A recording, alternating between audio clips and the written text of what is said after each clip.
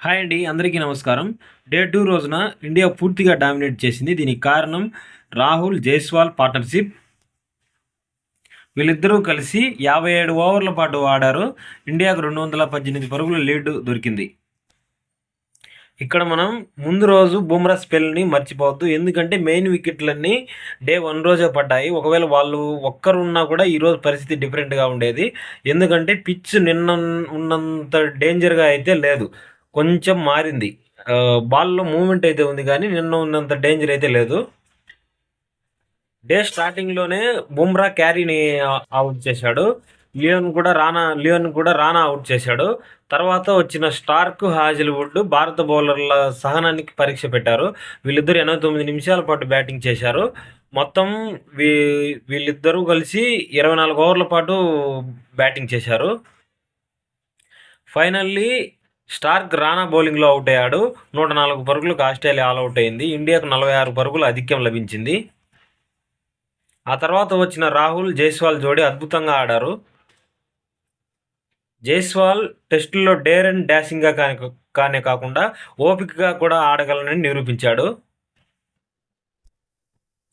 వీళ్ళిద్దరూ కలిసి ఎలా ఆడారంటే, మీరు ఎలాంటి బాల్స్ అయినా వేయండి, మేమైతే వికెట్ ఇవ్వము అన్నట్లు ఆడారు. ముఖ్యంగా కేఎల్ రాహుల్ అయితే క్రీజులో పాతుకుపోయి ఆడాడు. కేఎల్ రాహుల్ ఎక్కడా కూడా ఏకాగ్రత కోల్పోకుండా బ్యాటింగ్ చేశాడు. ముఖ్యంగా జైస్వాల్ స్టార్క్కి, లబుసేన్కి సరైన సమాధానం ఇచ్చాడు. లబుసేన్ రన్అట్ చేస్తాను అని అన్నప్పుడు జైస్వాల్ ఏది చేయి అన్నట్లు కవించాడు, క్రీజ్లో బ్యాట్ పెడుతూ తీస్తూ. అదేవిధంగా నిన్న స్టార్క్ రానా బౌలింగ్లో ఆడినప్పుడు I bowl faster than you అని అన్నాడు. ఈరోజు జైస్వాల్ దానికి సమాధానం ఇచ్చాడు. ఇట్స్ కమింగ్ టు స్లో అని అన్నాడు. ఆ తర్వాత బాల్కే 6 కొట్టాడు. డే 1 రోజు కేఎల్ రాహుల్ బ్యాడ్ లక్తో అవుట్ అయ్యాడు. కానీ డే 2 రోజున కేఎల్ రాహుల్కి రన్అట్ రూపంలో అదృష్టం కలిసి వచ్చింది. రన్అట్ బార్ నుంచి తప్పించుకున్నాడు. జైస్వాల్కి కూడా 2 క్యాచ్లు డ్రాప్ అయ్యాయి. అతనికి కూడా అదృష్టం కలిసి వచ్చింది. జైస్వాల్, రాహుల్ జోడీ చక్కటి క్రికెటింగ్ చాట్స్తో అలరించారు. జైస్వాల్ పాయింట్, గల్లీ ఫీల్డర్ మధ్య 2 ఫోర్లు బ్యాక్ ఫుట్లో కొట్టాడు. లెగ్ ల్యాన్స్తో 4 వచ్చింది. ఫైన్ లెగ్ మీదుగా స్టార్క్ బౌలింగ్లో 6 కొట్టాడు. లైన్ బౌలింగ్లో ఫ్రంట్ వచ్చి 6 కొట్టాడు. చక్కటి కవర్ డ్రైవ్ కూడా ఒకటి ఆడాడు. రాహుల్ కూడా లెగ్ ల్యాన్స్ 4 వచ్చింది. కమిన్స్ బౌలింగ్లో స్ట్రైట్ డ్రైవ్ ఒకటి కొట్టాడు. అది చూడముచ్చటగా ఉంది. షాట్ ఆఫ్ ద డే అని చెప్పవచ్చు.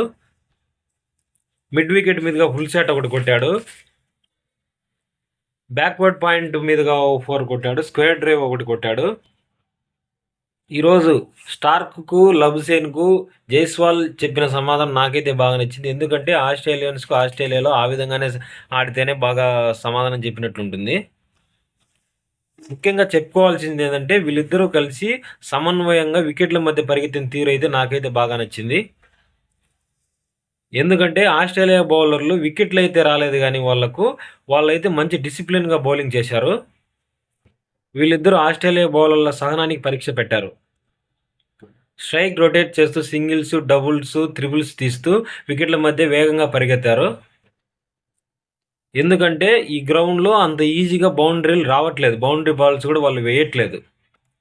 వీళ్ళిద్దరూ ఆడుతుంటే డిఫెన్స్ అన్నా కూడా చూడవచ్చుగా ఉంది. ఎంతసేపు అయినా కూడా మంచి మంచి డిఫెన్సివ్ బాల్స్, డిఫెన్సివ్ టెక్నిక్తో ఆడారు.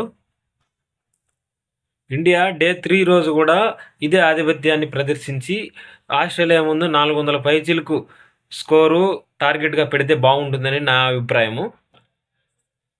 ఎందుకంటే పిచ్ ఇదే విధంగా ఉంటే వాళ్ళు కూడా ఖచ్చితంగా ఫైట్ బ్యాక్ చేస్తారు. వాళ్ళు చివరి వరకు పోరాడతారని అనుకుంటున్నాను.